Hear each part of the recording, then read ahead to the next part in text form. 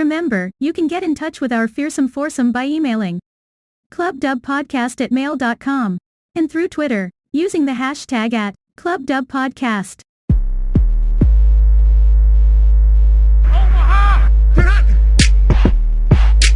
Welcome to the Club Dub Football Podcast, where the only question is, does your team make it into the club?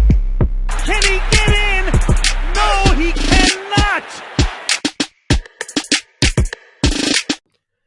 Hi, I'm Rob Rose, and thanks for listening to the Club Dub Football Podcast. This is the third in our trilogy of shows relating to the upcoming NFL Draft. In the first of the three, we focused on the quarterback prospects. Last week, it was all about the other pieces that might be picked up on offense, which means that this week we turn our attention to defense. And if the old adage is true that defense wins championships, there's many teams with picks deep into the first round who'll be excited at the type of talent that's slated to still be available.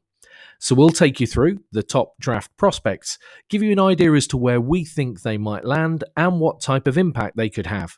So with so much to talk about, let's throw over to JB, PB and Aldrin and get on with the show. We can get as excited as we want to get. We can slam our heads against the wall, or we can settle down and just go play football. So hi gents. Hello, hello. It's the third of a trilogy. It's got a certain feel to it, and we're going to go through defensive prospects this week. But before we do, shall we do our really around the league news update, although it does have the feel of a slow news week with only a couple of exceptions. And firstly, we gave Julian Edelman his send-off. This one probably a bit more bittersweet and bizarrely probably a little more unexpected after all of the battles he'd gone through. But Alex Smith, having made all the effort to come back into the league, has obviously decided that the stellar career he's had is enough, and his physical state isn't such that he feels he would want to carry on. I disagree with that. I think because he said at the end of the season he still wanted to play, so I think it's almost out of necessity that he's retired. I think there's just no market for him.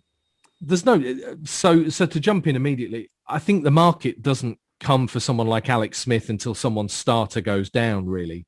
I think it was the same for him last season. He didn't start last season as a starter. I think maybe it is that. Maybe he was hoping that there was a greater market for him than he was. But I think if he sticks it out, you've got to imagine Alex Smith has at least the chance of taking snaps somewhere next season. One of the things about Alex Smith, I mean, at least we are talking about a guy who had the comeback he had. But we also shouldn't forget this guy has had a good career. You know, at the 49ers and Chiefs, he's been on very talented winning teams. If I throw over to, well, Phil, let's throw it straight back to you. What are your thoughts on Alex Smith going, and what do you think he will be remembered for outside of the injury that's probably still etched on every football fan's mind? I don't know. It's hard push to think of him being remembered for anything else than that. You know, right now, I think that was such a major news story. You know, they've done the ESPN documentary on it. I think that's just going to be any mention of him in the future. It's going to be, you know, mentioning the injury and the comeback. And it's good, you know, I'm glad that he was able to come back and kind of drive Washington to the playoffs because, you know, it's a positive end to that story, I'd say, in that chapter. But I think every NFL fan held their breath for every snap that Alex Smith took last year. So I think, you know, I think it's probably the safest option and will make for an easier view. Yeah, I think you mentioned something there that, you know, let's hope it's not forgotten over time. The fact he took a Washington team to the playoffs, I mean, one of the historically worst divisions of all time, but nevertheless, you know, some amazing wins in that final season. I think up at Heinz Field is always the one that stands out for me. So thinking about what Phil has just said around, like, you identify Alex Smith now for the injury and the comeback, and I think it's almost a disservice to say it, but I think if that injury doesn't happen, I think to most people, Alex Smith is remembered as the number one picked quarterback in the draft when the San Francisco 49ers could have taken Aaron Rodgers. And I think it's just such an incredible disservice to a guy who really did well. Like we talk a lot about game manager as a tag for a quarterback, and you wouldn't really describe Alex Smith as anything else, but I don't think of that in kind of the negative kind of way. You look at Alex Smith quarterbacked teams as efficient teams. For all that we talk about how successful and a revelation Patrick Mahomes has been for the Chiefs, that last season when they had all of the same pieces, but they had Alex Smith, the Chiefs were still bombs away and the Chiefs were still putting up a lot of points. That almost prototype for what they would become was that last season with him. And I think if it wasn't for the injury, I think a team putting that kind of cast around him could still produce those same kind of results. I think the point to pick up from yours, JB, is you're absolutely right. I think the 49ers time can't be overlooked. He certainly wasn't any form of draft bust, was he? You know, even going as high as he was, he had a good career. But that year with the Chiefs, I have a very distinct memory of them getting to the end of that season and then, you know, pretty quickly announcing that ultimately, you know, they were going to be changing starting quarterback for the following year. And after the season Alex Smith had, that was surprising. You know, obviously the Chiefs knew what they were sitting on and what kind of talent they had in Patrick Mahomes. But you're absolutely right. That was a guy who'd come off, you know, statistically and it felt like a real almost breakout season for Smith at that point. Yeah, I just think it was a little bit of a shame we never really got to see the best of Alex Smith in Washington. I just think that was a shame to end his career that way. I know. I think we were all in agreement that it was great to see him back last year and be able to come back and just be on the field was phenomenal. But I do think you're right. You know, when he left the Chiefs, he was still playing at a really high level. There was no kind of drop off. He went into Washington and still looked pretty good.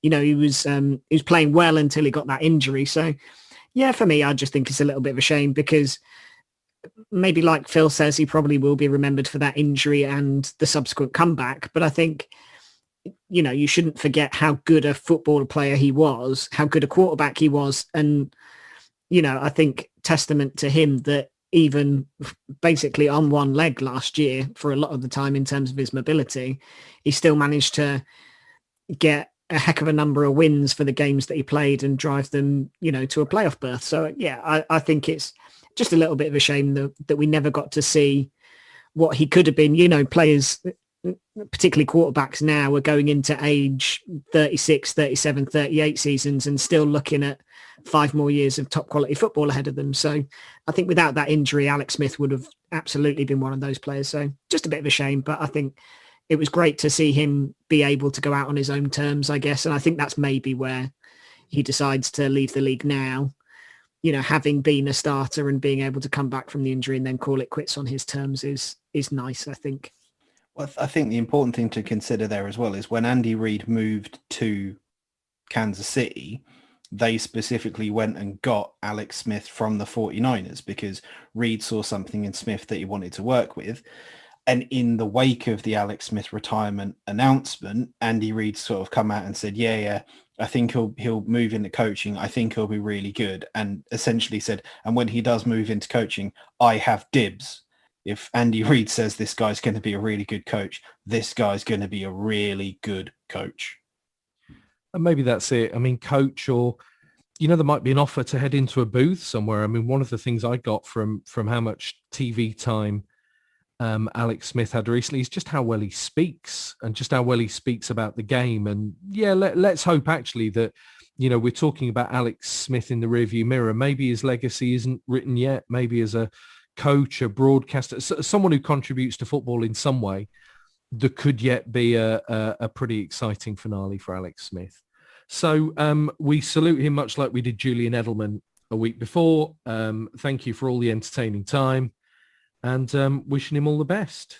So the second piece of news is someone who's not going anywhere, maybe slightly surprisingly, but the extension to the head coach of the Pittsburgh Steelers for Mike Tomlin, if you can call it an extension. 3 years feels in an awkward middle ground for a man that, I don't know, I maybe thought they would be giving the keys to rebuild the organization post Roethlisberger. But rather than me talk about the Steelers, JB, you're our resident expert. So what do you make of the 3 years given to Mike Tomlin this week? think it sums up potentially like the conundrum or the enigma that Mike Tomlin is. He is a coach who has never had a losing season, which when you say it like that is a great stat. However, there have been quite a few 8-8s in there that came out as 8-8 in the very last game of the season. He has a Super Bowl. You know, he led the Steelers to that amazing victory against the Cardinals, which we won't dwell on too much. But that was a couple of years after Bill Cowher had retired, and the talk even then was, has Mike Tomlin just done good things with Bill Cowher's team? And since then, obviously, they made the Super Bowl again and lost to the Aaron Rodgers-led Green Bay Packers, which isn't, you know, that's not like losing to Billy and his group of jobbers. That's losing to arguably the best in the world at that position, especially at that time. But they've never been back since. And there is always that element of the Steelers playing down to the level of competition that they have and going into games in the regular season and in the playoffs and not putting in the level of effort they need to do. And there have been a lot of Steelers losses that have come out of games that they should have absolutely walked. They're giving him this to be like, okay, let's give him the opportunity to start the rebuild and see what we do. And in sort of 3-4 years, you know, when we get to the 2024 season, we might be talking about the 10-year extension the Steelers have just signed with Mike Tomlin because they've just won the Super Bowl back-to-back.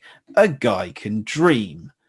I think it's incredibly interesting as a time to be a Steelers fan because there is so much in the air with the quarterback position, with the head coach position, and potentially with the general manager position as well, because Kevin Colbert has talked about how he's kind of linked to Tomlin, he's linked to Roethlisberger. When they go, he'll go. So it's a weird one, the Steelers, isn't it? I mean, the comments about Roethlisberger, even before they re-signed him, was, you know, when they were cooling on him, the move was very much, you know, the movement seemed very much towards Roethlisberger, you know, either retiring or leaving. They said, we still believe Roethlisberger can do good things. And it felt like, you know, damning by faint praise almost. So to kind of take your point, I don't think Tomlin, or at least not for me, is seen like a George Seifert kind of character when he took over at the 49ers. You know, I think Tomlin gets credit for what he did, you know, post Bill Cowher, at least from most. But is the problem not more that he had at times what people would say is the best roster in the NFL? You know, a roster full of superstars. Was one Super Bowl enough for the talent he had over the last 10 years or so? And do you think that factors into the Steelers' decision-making at all? Kind of. Yeah, I don't know. I'm, I guess, less high on Tomlin than a lot of people are. I kind of feel like the last few years have been disappointing. And like, kind of like James says, you know, he's not failed to have a winning season. So, you know, there's those positives, but I do feel like maybe the last couple of years with the roster that they've had, they could have gone further than they have. And I don't necessarily feel they've, certainly aspects like the run game have massively gone backwards. I know that that's not necessarily 100% on him because the personnel just haven't really been there. But, you know, there's a lot of those things that I just think they could be doing better than they are. So 3 years kind of feels like where I would pitch it, in the sense that I think you trust Tomlin enough that he's going to win games and do well for the Steelers. But I do think, you know, you give yourself enough wiggle room there to go, well, if it's not going the way we hope it goes post Ben and whoever that might be, then we've maybe gotten out to start afresh and bring in a new coach who might bring in a new quarterback. So I think it maybe gives them that little wiggle room that maybe suggests, while they trust him right now, he's still got to, I think he's got to up his game a little bit and kick on, really. That's kind of what it feels like to me. Yeah, the Steelers as an organization don't really make like snap rash decisions around, especially like coaching staff. I saw the stat that said if Tomlin lasts until the end of this extension, then the Steelers will have had 3 head coaches over a 55-year period. And when you consider that the Browns had probably 5 head coaches across 5 years, not wanting to pick on the Browns specifically, but it's the obvious thing. There is an incredible stability in there. I don't necessarily think they're wavering on Tomlin. I still think Tomlin is one of the best coaches in the league, and I would absolutely not replace him unless there was someone very special available. But it kind of gets to it being a results league, and is one Super Bowl in this period of time enough? It's a tough one, isn't it? I mean, what everybody wants to win the Super Bowl, but only one team out of 32 can win the Super Bowl each year. So is making the playoffs enough? In which case he's solidly made the playoffs, apart from what 1 year, 2 years, something like that over his tenure. You know, if he has a successful year this year and then the next year looks good, could he then be extended again? You know, who knows? I don't think it's long ago that we were all, you know, was it the season before last when they didn't make the playoffs and we thought, oh, you know, maybe Tomlin should go. And then they started off last year, you know, is the longest unbeaten team. So it's a tricky one. I think he's a good coach. I think if the Steelers were to cut him loose, if he still had that, you know, desire and that hunger, then I think he would quickly pick a job up somewhere else. So yeah, they've not made the jump, you know, to win more Super Bowls than just that one. But I think he's a really good coach, and you know, it's probably a good extension for him, good one for the team as well. But I don't know, maybe I'm outside looking in and not as close to this as you, JB, but I think he probably goes into this season with probably the weakest roster in a while. I mean, I don't know. I think of part of the judgment on Tomlin being that he's had a great roster of players to work with. There are, of course, some really talented players on that Steelers roster. You know, the TJ Watts, Roethlisberger, like you say, I don't think he's finished yet.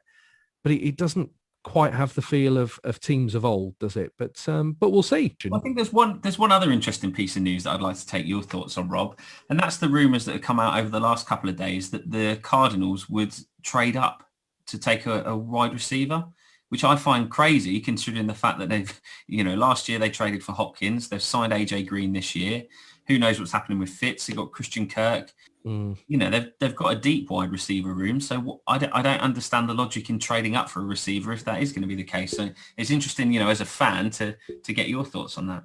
I think there's the first thing is, let's start with your point, which I think is spot on. I mean, that is a deep wide receiver room from a fan's point of view, because you could mention probably Andy Isabella and Keyshawn Johnson that I would expect to take, you know, to be on the field quite a lot next season. I mean, you've got a head coach there and an offensive strategy that means, look, it's not unusual to have 5 wide receivers on the field. It seems odd to me. If you were saying to me that all the noise was that we were going up for say, Pitts and tight end, that makes a bit more sense. But I mean, also, maybe they know something about Larry Fitzgerald that the rest of the world doesn't. I'd be amazed. I mean, it makes no sense to me at all, particularly when we seem to have pronounced gaps elsewhere. But I will say this. I mean, you know, we said it a few episodes ago about Dave Gettleman at the Giants taking Daniel Jones and all the noise the fans made and how disgruntled they were. Ultimately, I think if you're a GM and you really, really believe in a player, go get him. You know, I've no issue with the attitude being, you know, go get that player, go get that talent. Who knows? I mean, a lot of people have got the Cardinals trading up, and I'd be surprised even at that. I think to trade up from where we are, you're giving away next season's first round pick. I think if you're looking at, and we're going to come on to this obviously, but I think ultimately the need says cornerback. And with 3, maybe even 4 good cornerbacks in the first round, you'd think we're in a good position for that. But again, I come back to it. I would never mind a general manager with everything that goes on with being a general manager and the hits you need to make to keep yourself in a job. If there's someone they are set on and they absolutely love them, go get them. The only thing I will say, Phil, is I don't think we move up for a wide receiver. I think we move up for an individual. Yeah. For me, I don't think we trade up just to get a wide receiver. I think they've got to have somebody in mind and somebody that they really want. Makes sense. Interesting. Thanks, Rob. Always a pleasure, never a chore, sir.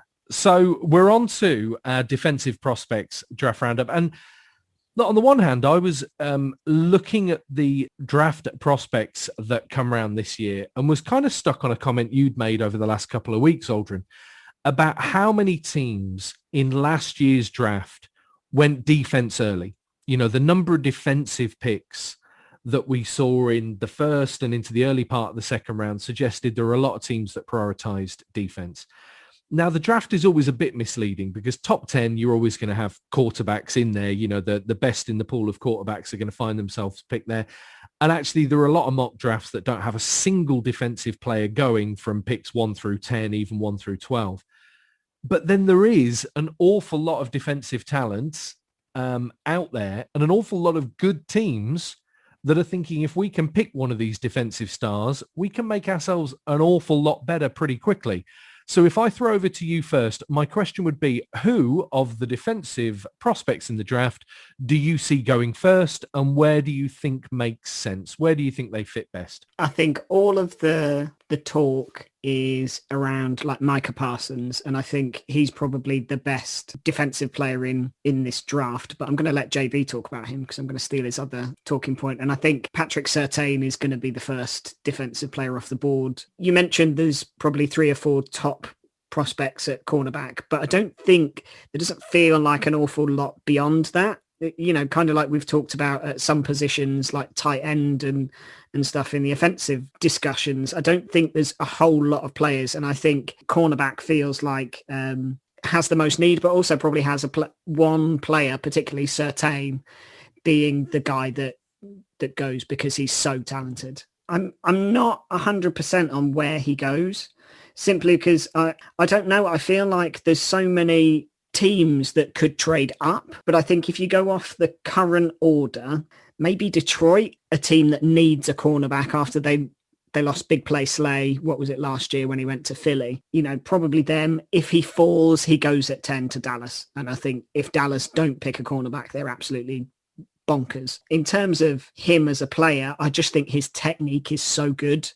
And I think you bear in mind, so his dad was Patrick Surtain the first, obviously like an 11-year NFL veteran at cornerback. So, you know, I think he comes with that pedigree, but his technique, his footwork is great. I think he's got a great back pedal. He doesn't commit too early to turning his hips, all that kind of stuff that I just think you look at a top level NFL corner. I think he fits the bill for all of that. And I think he's just, I said it before, a little bit stingy. He doesn't give up a lot. I don't think he's picked off as many passes as Caleb Farley last year, but then there's injury concerns around him. And I think that's where the risk comes in. Whereas Surtain feels like a sure thing, plug and play player. First day of the season, he's going to be a shutdown corner. So that's kind of why I feel like he's the guy. Okay. I mean, I think Detroit makes sense. The only point I would make really briefly is of all the potential stories of teams trading up, the only thing I have to keep in mind is they need somebody to trade up with. And I think Detroit probably for me feels like one of the most likely places. We've already talked about the fact that they're, you know, collecting these picks as part of the quarterback trade that obviously saw Matthew Stafford go. I think I can see the Lions trading down in a way I can't see others. And I think the funny thing is, I think that the only thing that really changes if the Lions do trade down is probably the name of cornerback they take. I'm with you. I think cornerback feels like a real area of need. I'm also with you. I think the Cowboys actually feels like a really good fit on both sides of that, doesn't it? Goes into a team where I think he absolutely makes them better quickly. I agree that Patrick Surtain will be one of the first defensive players drafted. And yeah, I think him going to the Cowboys makes absolute sense. I think it will improve the team, and it's kind of the big flashy player pick that Jerry loves to make. He wouldn't be the first defensive player that I would pick, though, and Aldrin's kind of mentioned it. But yeah, I would absolutely be taking Micah Parsons. The saying that's touted by several NFL-related people being the most important player on your team is your quarterback, and the second most important player on your team is your backup quarterback. And I disagree with that. I think the two most important players on your team are your leaders. And like is your leader on offense, then Micah Parsons is going to be your leader on defense. He is touted by several as the best like linebacker prospect that there's been in the draft in absolute years. You see comparisons ranging from Devin White, who we saw what an impact he had, especially in the Super Bowl, kind of in that Bucs defense, to Luke Kuechly. And Luke Kuechly with a career that was cut way too short, but every time he was on the field, like, he had such a nose for the ball. He knew not only where he was and where he needed to go, but where everyone else needed to go. You need someone right there in the center, getting everybody lined up, making sure people are in the right place and making sure people are fired up and ready to go. You look at like Richard Sherman when he was at the Seahawks, going back, Mike Singletary when we were talking about the 85 Bears, kind of that engine that drove everything forward, and Parsons will give you that. I think teams might go for Surtain rather than him first, primarily because he didn't play last season. But in the final game of the season that he played, and his last game as a college football player, it was the Cotton Bowl, and he recorded 14 tackles, 2 sacks, and 2 forced fumbles. That is a guy that knows exactly what he needs to do. Where he's going to go, I mean, anyone could pick him and he's going to make your team better. This is like, you wouldn't, like, the talking about the Lions making sense to go for Surtain. If the Lions took Parsons, that makes sense. If the Bengals took him at 5, that would make sense. If the Vikings took him at 14, the Cardinals at 16, like, all of those ones make sense. But for me, if I was going to pin my flag to the mast on something, I would say I don't think he gets past the Miami Dolphins at number 6. We talked last week about the fact that Dolphins have 2 first-round picks, and they are first-round picks to add impact players. We talked about them potentially needing like a tight end or a wide receiver, and they will be able to get that a little bit later with the 18th pick. I think at 6, go get Parsons, get the leader of your defense for the next 10 years at the very least, and watch the impact that has. Kind of agree with you, we've talked about my relatively limited knowledge of college football, that I saw Micah Parsons going first off the board, but he seems to be sliding on a lot of mock drafts. I mean, again, if you're one of those big competitive teams who's lower down in the first round, you're incredibly excited at the thought he might drop. But yeah, it's a head scratcher, that one. I think I could see Parsons going ahead of Surtain in probably most other drafts if it wasn't for so many of these teams picking early on, having a specific need for cornerback. But nice to start with Surtain and Parsons. I think they are probably the 2 standouts, which means, Phil, you're left to give us the 3rd best defensive prospect in the draft. Who have you gone for? Yeah, look, I think that JB and Aldrin have kind of covered 2 of the big hitters, and I would be surprised not to see one of those go as a first defensive player. But I also think Jalen Phillips is a good shout. Maybe not top 10. I could see him going 14 maybe to Minnesota, something like that. But he's a big physical guy. You know, he locks onto the ball. He's got a good presence against both the pass and the rush.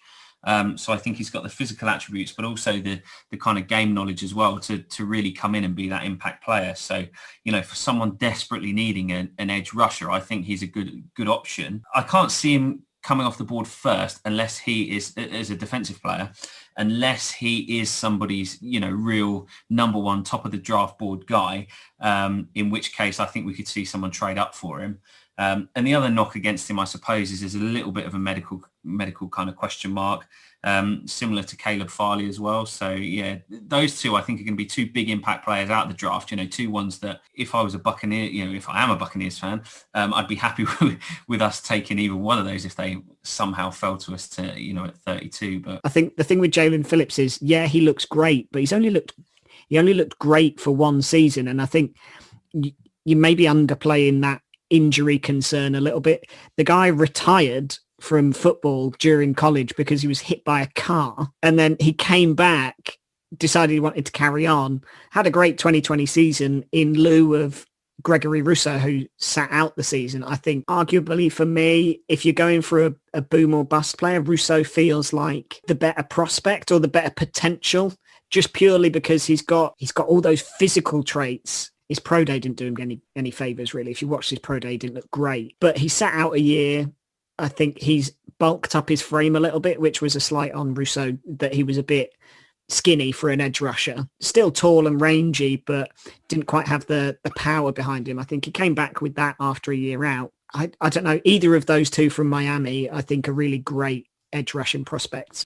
Like, I I had those listed as potentials to talk about as well, not kind of the main ones, because I think you're right. I think these are very much, these will be incredible potential cornerstone players in a year or two, once they have, and especially like with Russo, if he's got to get back in following kind of the year off and everything like that.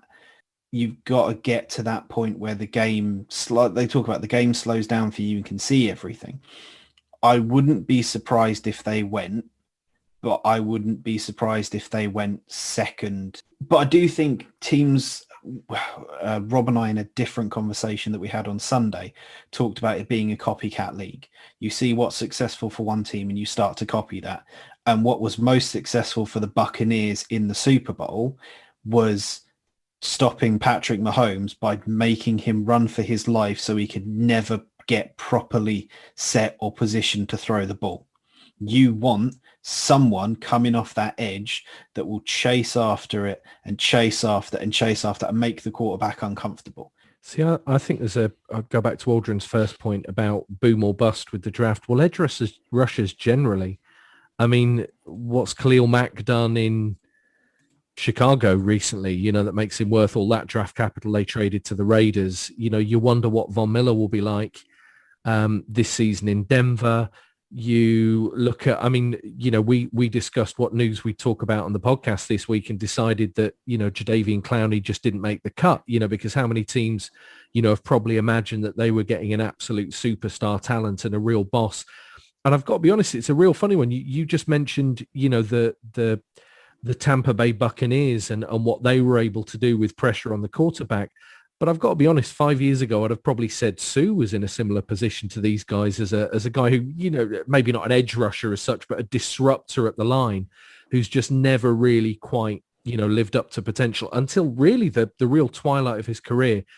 I think with any edge rusher, the margins between success and failure are so fine, because they need to be bigger, faster, stronger than the guy they're lined up against, or they're just not effective. And they need to do that long term through a career. I will say, though, coming back to your point, Phil, I think Minnesota feels like a team that, Mike Zimmer prides himself on defense. This is a guy who bizarrely, I think, could be out of a job with a bad year. I don't think it's gone well for Zimmer since obviously the incredible occurrences that we kind of remember when they played the Saints. And, they did well. They, for all the things I'm saying that maybe make me sound very down on the Vikings, they've actually done pretty well the last few years, draft really finding some absolute superstars with Jefferson. Obviously, they've not got any issues at running back or quarterback this year, to be fair. So it feels like a year where they go big on defense, and Jalen Phillips to them as an edge rusher. Yeah, I can absolutely see that happening. I don't know. I look back at the business the Cardinals did getting Chandler Jones for a second round pick, thinking that's got to be one of the best spent second round picks in, the modern history of the NFL, with the difference he made for us. But yeah, maybe someone will reach. I can't remember which one of you said it, but maybe someone's got one of these guys right up there on your board and we see something exciting there, but definitely worthy of mention. So I've ended up chatting about what you guys have talked about. So I'll keep mine pretty swift. He's already been mentioned, but for me, being a Cardinals fan and thinking we should probably go cornerback if we look at needs, I'd looked at Caleb Farley and thought, you know what, this is a guy that could make a difference and could be a first-year superstar. There is, of course, the doubt about the injuries and the surgeries, particularly with them being back surgeries. You kind of think this is a guy who, might not work out at all. We talk about boom or bust. This guy is not, touted in the same way that we touted maybe Isaiah Simmons a year ago. When we picked Isaiah Simmons a year ago at 8, we thought we were getting the Swiss Army knife of defenders. Everybody called him this guy who could slot in anywhere, who for most of the season last year slotted in nowhere. He warmed a lot of benches and drank a lot of Gatorade, frankly. Now, for as much as I hope he has a great year too, I think he's got all the physical attributes. I do think that Farley's an interesting one because we need to fill a Patrick Peterson-shaped hole, funnily enough, talking about the Vikings and them needing to improve on defense. But whether it's Farley, I don't know. I think you look at JC Horn is probably the one I'd want to bring up, who's a very different type of cornerback. We're talking about ultimately a tough tackler, somebody who absolutely can mix it with those physical wide receivers that you come up against on a Sunday.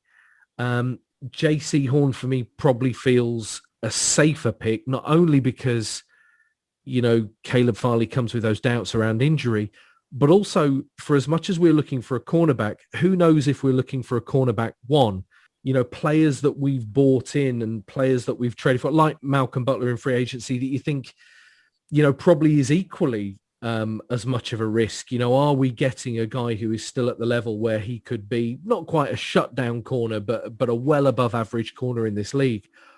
Or are we going to find that secondary looking a bit of a mess? So for me, JC Horn, tough tackling, physical, got a lot of attitude.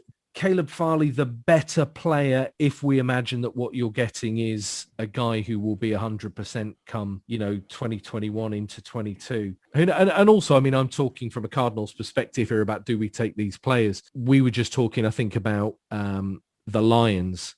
And if we imagine we follow that scenario I discussed with Aldrin where, we see the Lions trade down, we see Dallas, nip in and take a cornerback. Will Horn or Farley be there for the Cardinals at 16? I'm not even sure. I think there is a bit of talk, maybe that, you have Davis at linebacker go first round, possibly. You maybe look at players like, maybe Asante Samuel Jr. going first round at cornerback as well. But it does feel like the guys we've picked out are very much the key prospects, aren't they? And really much like we did with offensive players, happy to go around our virtual room and say, if we're talking about the top guys on the defensive side of the ball, any other honourable mentions? I think the only other guy I would mention is, I'm going to try and say his name right, Owusu Koromoa from Notre Dame.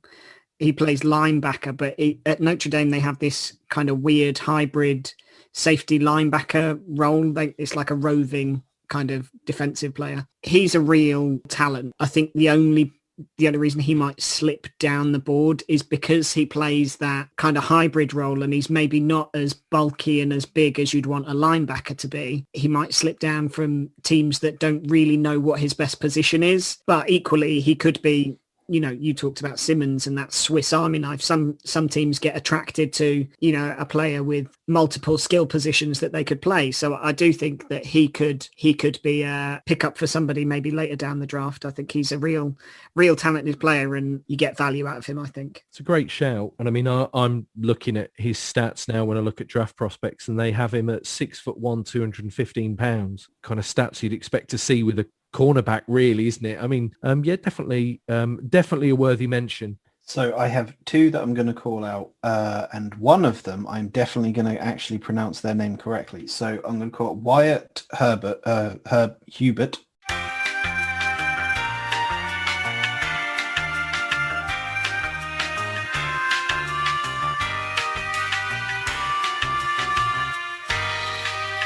Can't even get that one right. Defensive end from Kansas State. And then Jay Tufele, who defensive tackle from USC. Tufele. I'm going to go out on a limb, even though I do not know how that is pronounced, and say if those letters are pronounced Tufele. Tufele. I'm not going to trust you when you said Herbert wrong. Yeah, so. I'll get that bit right. But they're the two I think I would be most interested in seeing where they land. I think Hubert is being hyped as one of those players who I think is a jack of all trades, potential master of none yet. But if you look at kind of his performance in the Senior Bowl practices and in the Senior Bowl itself, if you watch his game, he's kind of all over.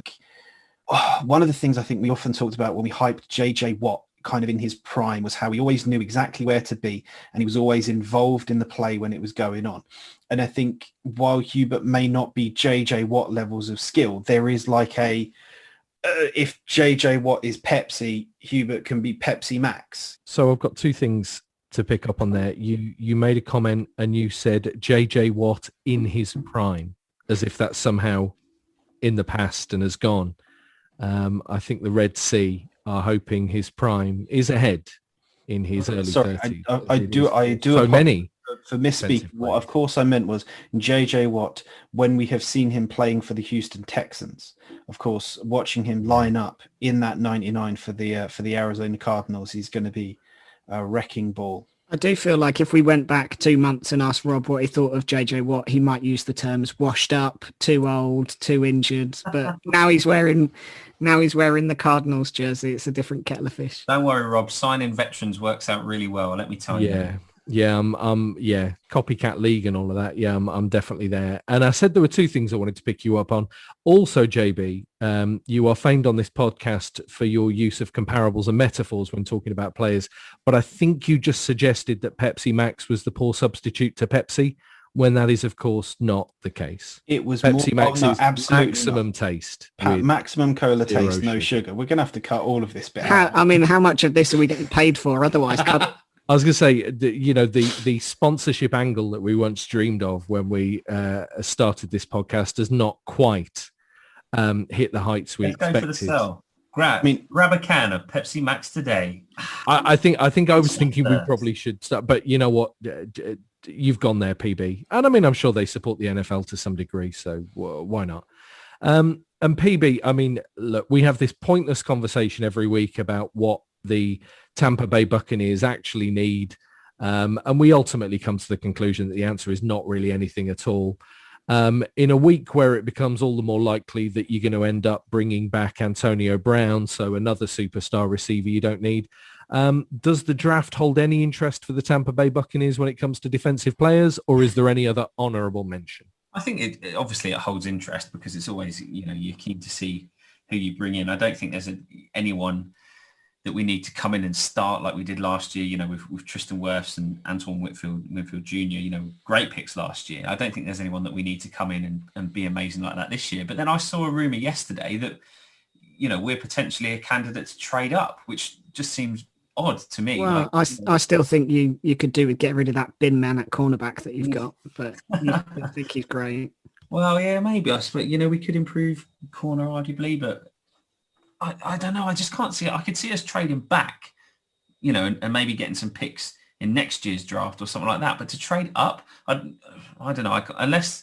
Unless we're picking a quarterback for the future to sit behind Brady, I can't see us trading up. But you never know. We'll see what happens. But the other prospect I've been looking at, and not so much around the Bucs, is Christian Barmore, a defensive tackle coming out of Alabama. He has to improve against the run. I think he's a definite, kind of try and collapse the pocket pass rush kind of guy. He's inexperienced. He's quite raw, but he's a bit of a physical beast. I think, he's naturally powerful. He's quick. One of the mocks I saw him go into the Chiefs to line up, with Jones there, I think, which would be give them kind of two big pass rush specialists. And make them a real force, So I think he's going to be a late first rounder if he's a first rounder at all. But, he's got all the tools to and a high ceiling to really, become a Pro Bowl talent. But it'll be interesting to see where he goes because there's obviously that element of risk about, about his inexperience and can he learn, a bit more about the position. I think I was just looking at his stats then. 6'5", 310, really quick in short burst. I mean, for an interior lineman, that's exactly what you're after. Exactly. I think there's a lot of traits you can coach there.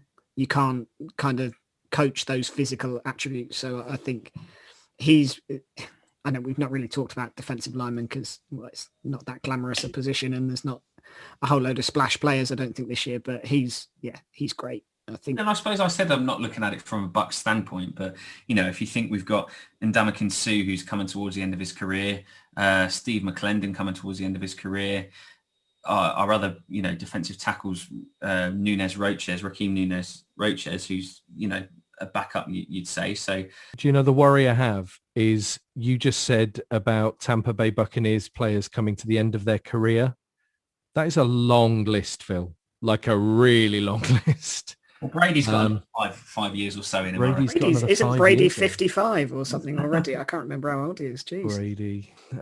So yeah, we can get excited about the draft and pretend that Tom Brady won't win another Super Bowl next year because all these players could make a difference. And Next week, we've been trailing this for a while. We'll throw ourselves into a real draft party mode on the podcast with the return of Quiz of the Week. Phil's going to prepare a massive draft special for us all. We'll also be taking our draft kind of predictions and flipping those into what we think of the picks that'll be made as we start to get into the Thursday and the Friday. There's a lot of exciting things to come. We can say thank you everyone for listening. We will speak to you all again in 7 days, maybe even 8 if we nudge it to the night after the draft. And I'm sure we'll have lots of exciting content to bring you. Thank you ever so much for listening. Bye, everyone. See ya. Take care.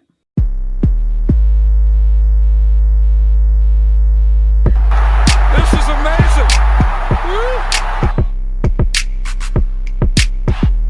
Remember to subscribe and be cool. Tell your friends. The game is over. The game is over.